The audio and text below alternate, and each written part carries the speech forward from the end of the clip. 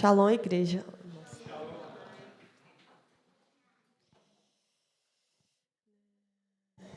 Espera aí, que eu vou só abrir aqui. Eu estou lendo recentemente um livro muito interessante e tem algumas coisas que têm mexido comigo, esse livro.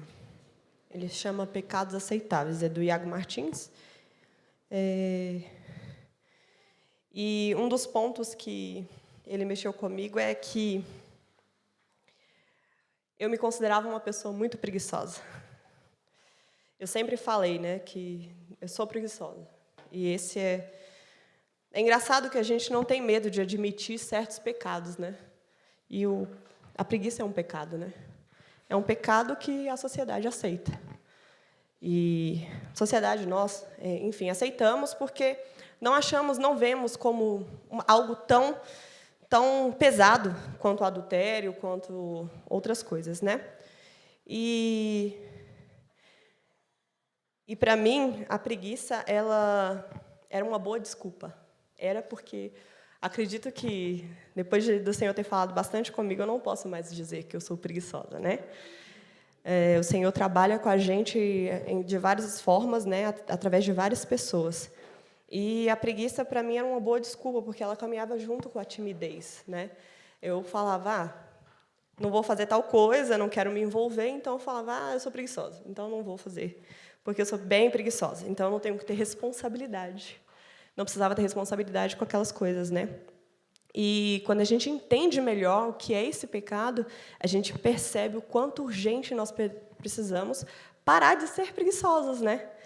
Porque o que é a preguiça? A preguiça, ela é a aversão do trabalho, né? A aversão ao trabalho. É o ócio, é a vadiagem, né? Vamos dizer no dicionário, né? Só que, biblicamente, ela é muito mais que isso. Eu poderia dizer, nada mais é que o ócio. Só que o nada mais ele é bem prejudicial, né? Na verdade. Ela vamos dizer, bem inocente, mas ela tem ela carrega uma catástrofe com ela, né? E a Bíblia, ela descreve alguns pontos de um preguiçoso. E eu queria falar com vocês. Eu sei que é engraçado falar de um pecado aqui, mas esse tipo de coisa mexeu bastante comigo. Eu gostaria de compartilhar com vocês. E a característica do preguiçoso, em Provérbios, ele diz que ele é ao contrário da sabedoria. Você pode ver que, em algumas passagens, ele sempre vai falar que o tolo faz isso, mas o prudente, o sábio, ele sempre vai fazer ao contrário daquilo que o tolo está fazendo, né? E uma das coisas que vemos é que ele é um mau exemplo a ser seguido. Ele é um mau exemplo. Então, olha só que precioso que é. Em tantos detalhes, o Senhor coloca. Ele coloca nos detalhes, porque Ele quer trabalhar com a gente não só naquilo que a gente imagina que é o grande, Ele quer trabalhar nas pequenas coisas também.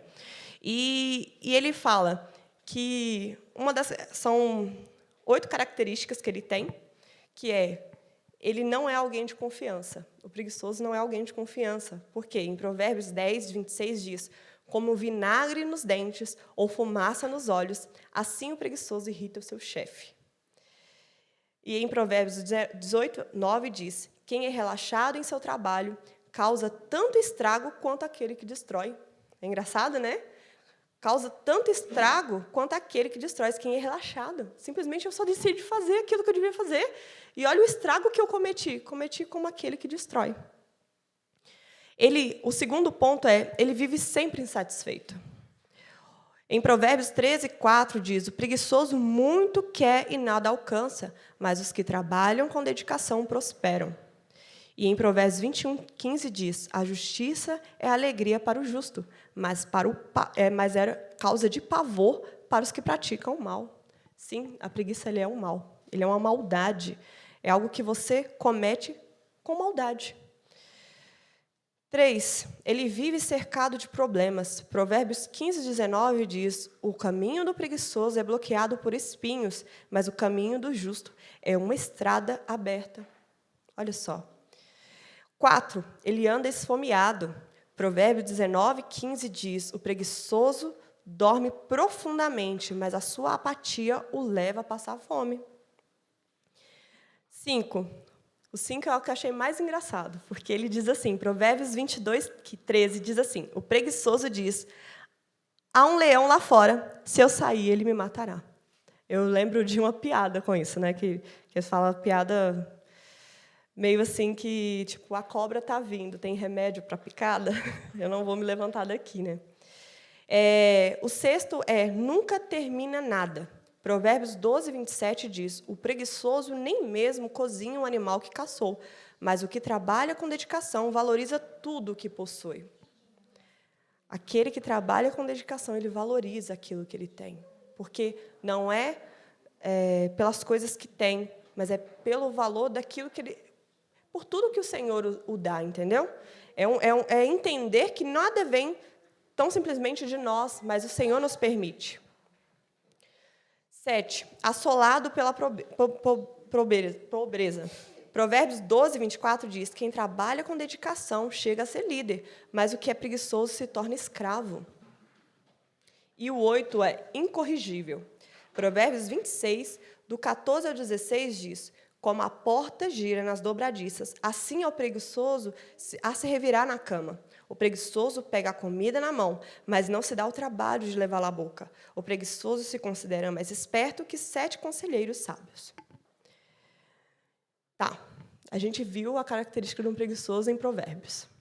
Sei que mentalmente, assim como eu, alguns possam ter feito um checklist, tipo, tá, beleza, eu faço isso, eu faço aquilo, eu faço mais ou menos isso, então eu sou meio preguiçosa.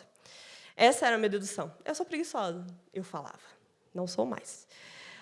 Mas não estamos falando de alguém que curte um dia de descanso. Nós não estamos falando de alguém que curte um dia de lazer. Nós estamos falando de alguém que decidiu ser assim. A preguiça ela é uma irresponsabilidade. Não é imaturidade, é irresponsabilidade de decisão. Eu decido ser preguiçoso. E, com as minhas atitudes, eu prejudico o próximo, eu prejudico até mim mesmo. E eu queria falar sobre algumas raízes profundas da preguiça, que precisam ser arrancadas do nosso meio, né? Uma delas é a fuga. Em Gênesis 3, do 16 ao 19, diz assim: a mulher, ele disse: farei mais intensas as dores de sua gravidez, e com a dor você dará à luz. Seu desejo será para o seu marido, e ele a dominará. E ao homem ele disse: uma vez que você deu ouvidos à sua mulher e comeu da árvore cujo fruto ordenei que não comesse, maldita é a terra por sua causa. Por toda a vida terá muito trabalho para tirar da terra do seu sustento. Ela produzirá espinhos e ervas daninhas, mas você comerá dos seus frutos e grãos. Com o suor do seu rosto você obterá alimento, até que volte à terra da qual foi formado, pois você foi feito do pó, e ao pó voltará. Aqui nós estamos vendo a luta do homem e da mulher contra a preguiça. Deus castiga a humanidade por causa da queda, por causa da desobediência. E aquilo que era bênção, aquilo que era prazeroso, o trabalho era prazeroso. Em nenhum momento diz que agora que vocês não fazem nada, vocês vão começar a trabalhar. Não, aqui diz que vocês terão muito mais trabalho. E que a terra deixará isso mais dificultoso. Não está dizendo que não trabalharemos. Nós fomos criados para trabalhar. Essa é uma das nossas funções como ser humano. E aqui nós vemos que algo que era bênção se torna pesoroso. E a terra começa a dificultar o nosso serviço. Como se manifesta no homem? A preguiça se manifesta através da fuga do trabalho. Querem urgentemente abandonar o seu ministério. O ministério do homem é o ministério do trabalho. Pensar que a vida é boa para aqueles que não trabalham. Totalmente contrário ao que a palavra diz. Esses pensamentos egoístas de curtir a vida, reclamação do trabalho, o que a gente tem visto hoje em dia, né? Muita curtição da vida, muita reclamação do trabalho, fazer o mínimo para ter o seu salário, almejar, se encostar, se invalidar por causa de dificuldades físicas, né? Quantas pessoas no trabalho entregam atestado para não trabalhar, não honram o seu senhor, né? Vamos dizer assim. E o que a Bíblia diz para honrar o seu senhor? Você tem que trabalhar, dar o seu melhor. Lá agora eu não sei se em uma das cartas que Paulo escreve, ele fala sobre o servo e sobre o empregador e o empregado. E ele diz sobre cada um que é cristão, como eles devem agir uns com os outros, né? E nós, como cristãos, nós temos agido como em relação a isso? Nós temos vontade de abandonar, almejamos uma vida que não é nossa, de trabalho, de ganhos fáceis, né? O que tem acontecido? Quantas empresas, quantos pais passam suas empresas para os filhos e elas se deterioram? Por quê? Porque não entendem o valor do trabalho. E nós vemos o trabalho como algo ruim, mas ele não é ruim. Ele era para ser bênção, e com Deus ele é bênção. Já para a mulher, nós vemos que o parto ele se tornou mais sofrido, penoso. Isso é um outro tipo de trabalho, que vai da formação da sociedade. Sim, as mulheres formam a sociedade de certos aspectos, porque é ela que cria a criança, ela que educa, e é ela que move o seu marido, né? Nós vemos que muitas mulheres que movem os maridos a serem bons cidadãos, e as crianças elas são educadas por causa do seio da sua mãe, né? E o que tem acontecido? A mulher tem se manifestado essa preguiça através da fuga da maternidade. Qual é o boom que tem crescido na sociedade? Mulheres reclamando da maternidade, mulheres reclamando do matrimônio. E aí o que desencadeou? Desencadeou relacionamentos não compromissados. Compromisso virou algo de sufoco, na verdade. Você se compromissar com alguém ou você se compromissar em educar alguém tornou algo pesado. E nós, eu não estou dizendo em nenhum momento aqui que a maternidade é fácil, e não estou falando que os casamentos péssimos são os casamentos corretos, né? Nós estamos falando biblicamente aquilo que o Senhor nos estipulou, né? Mas o que nós temos ensinado para essa juventude? Nós, como mulheres, no que nós temos ensinado para esses jovens que devem fugir de matrimônios ou devem fugir de ter filhos porque é algo péssimo, é horrível?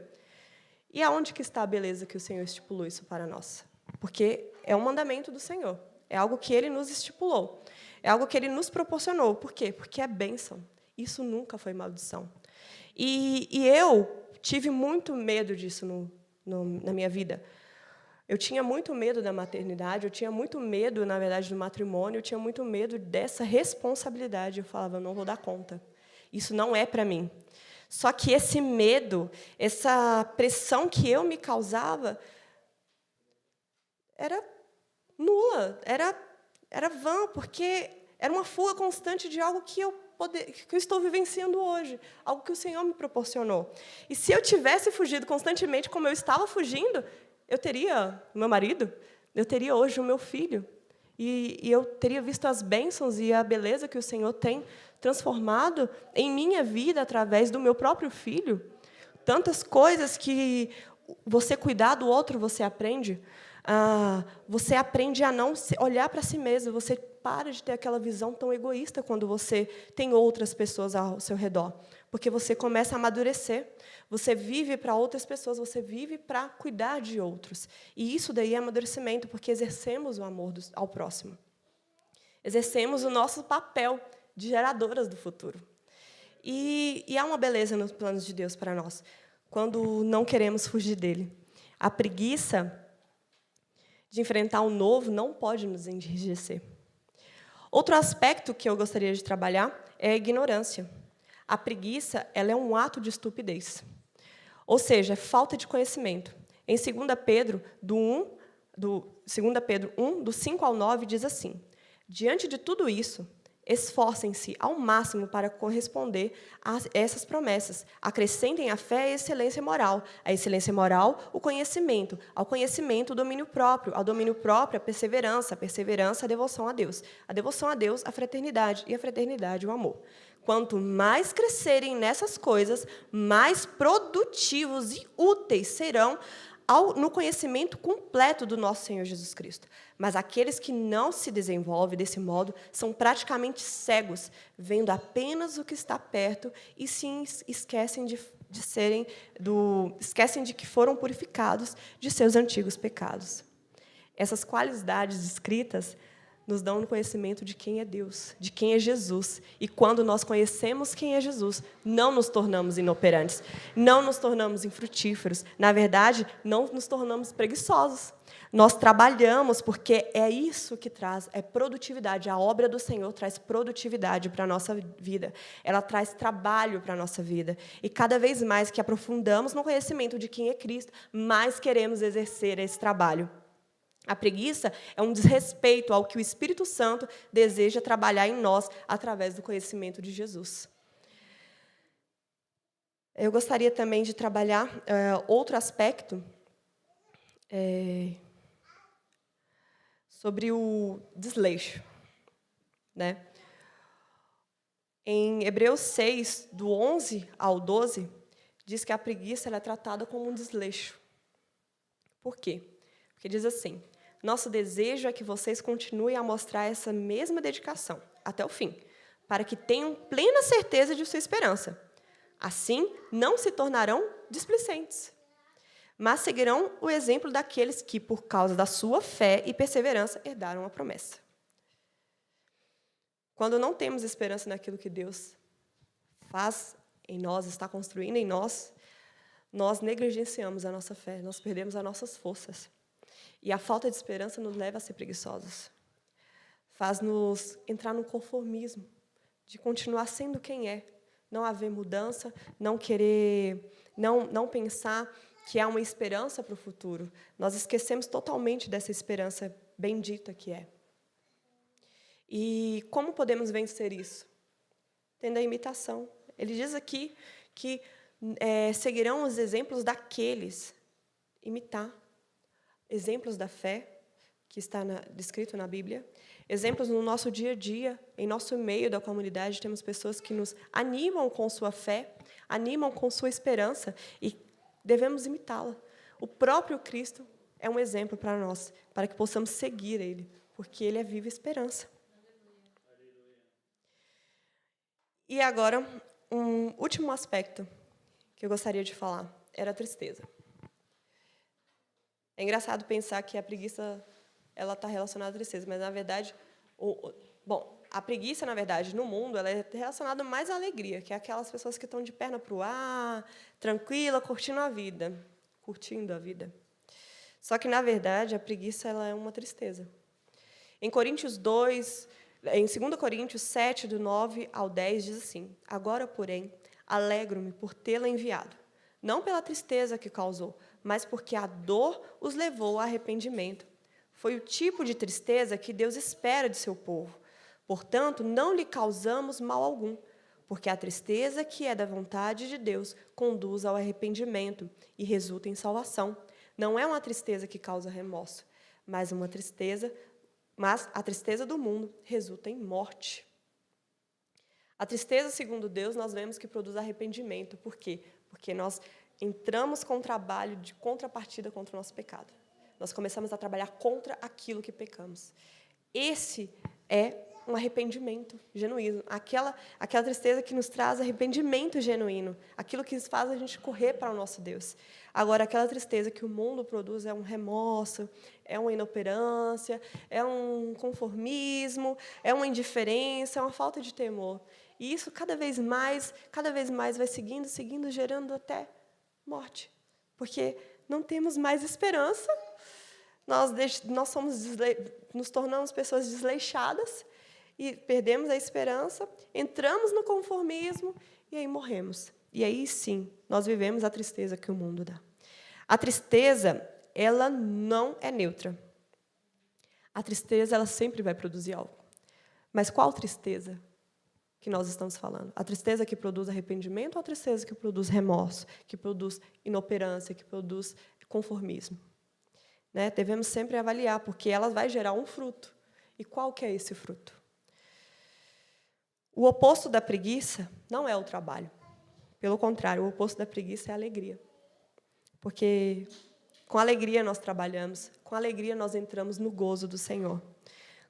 A alegria, ela é companheira do trabalho, e não uma adversária. Você pode perceber isso quando você tenta ficar em casa durante muito tempo sem fazer nada. Você não fica feliz, porque você fica tedioso. Você fica com tédio do ócio, porque não tem nada para fazer. A gente viveu isso na época que o Jefferson estava desempregado. Você vê que não produz essa alegria, você fica triste. Por quê? Porque você quer trabalhar, você quer exercer aquilo que você sabe fazer. E aí você começa a pensar um monte de coisas. Será que eu sou fracassado? Será que eu sou isso? Será que eu sou aquilo? Porque, olha, o que a tristeza, essa tristeza tem reproduzido? Reproduzido coisas ruins. Por quê? Porque o ser humano foi feito para trabalho, gente. O ser humano foi feito para estar em movimento. O ser humano foi feito para cuidar. O ser humano foi feito para servir. A vida parece fazer sentido quando estamos servindo, operando. Você se sente necessário, você se sente importante para as pessoas à sua volta. E isso, estou dizendo que não estou dizendo que vai ser cansativo, que não é cansativo. É cansativo, mas é um cansaço que te traz alegria, porque você está exercendo aquilo que você sabe fazer. Você está gerando sustento, você está gerando apoio, você está gerando amor, você está gerando segurança, você está gerando educação. Isso em todas as áreas, como um pastor, como um funcionário, como uma mãe, como um professor. Tudo o que fazemos é um trabalho. E quando fazemos isso com excelência, isso gera coisas não só para quem recebe, mas é mais para nós. Nós nos sentimos alegres, gratificados, satisfeitos com aquilo que fazemos. E o encorajamento que damos para quem é preguiçoso é olhar para isso. Que desse lado, que não há preguiça, há trabalho e esforço, há satisfação, há gratidão, há alegria. Nosso Cristo não teve preguiça. Ele carregou uma cruz e passou pela tentação de tornar a própria jornada fácil. Ele foi tentado. Olha, só dobrar os seus joelhos, é só se render a mim e você terá tudo isso em suas mãos. Seria fácil, não é mesmo? Mas ele não foi por esse caminho. Não é? A porta é estreitinha para nós? O trabalho é difícil, mas ele é gratificante, ele é recompensador. Ele foi operoso em sua missão, havia esperança e alegria em seus lábios e serviu até o fim. Esse é o nosso Cristo, esse é o nosso exemplo, é Ele que devemos seguir. E assim nós precisamos olhar para a preguiça como ela de fato é. Ela não é só um pecado pequenininho. Não, ela é maldição, ela é estupidez, ela é maldade, ela é negligência, ela é ignorância, ela é tristeza. Entender que trabalhar para o Senhor e rejeitar a preguiça de todas as formas diversas, nós podemos ver um prenúncio do céu. Que esse mesmo ânimo, que essa palavra, que esses textos, que essas coisas que eu li aqui, como me animou, eu espero que anime vocês, porque não é uma palavra de exortação, é uma palavra de ânimo. É uma palavra que te dá um novo significado para as coisas. Que você possa ser cheios do Senhor. Entender que é um instrumento do Senhor nas mãos dele para fazer a obra, para fazer a sua obra não só aqui, mas como um cidadão, você exercer a sua função bem exercida, você ser uma excelente filha, você ser uma excelente mãe, um excelente marido, um excelente pastor, ou um excelente funcionário da empresa. Você faz não porque você vai ganhar prêmios com isso, não esses prêmios insignificantes, materiais, mas sim aqueles que são recompensadores, que são relacionamentos. É aquilo que não tem retorno, aquilo que tem retorno mesmo para nós, que são relacionamentos. É aquilo que exerce o poder de Deus. E ser trabalhadores, não só nas nossas funções da igreja, mas no mundo também mostra a glória do Senhor, através das nossas mãos. E que você sendo instrumento de Deus, sabendo que um instrumento, ele é usado para ser manuseado pelo Senhor, para trabalhar, lembre-se que o Senhor, ele é operoso, ele não para em serviço. Então, você vai ser usado. Continue deixando o Senhor trabalhar em você. Não entristeça o Espírito de Deus, porque o Espírito de Deus, ele trabalha em nós e através de nós para a própria glória do Senhor. Amém? Eu espero que vocês tenham sido tocados como eu fui tocado por essa palavra. Amém?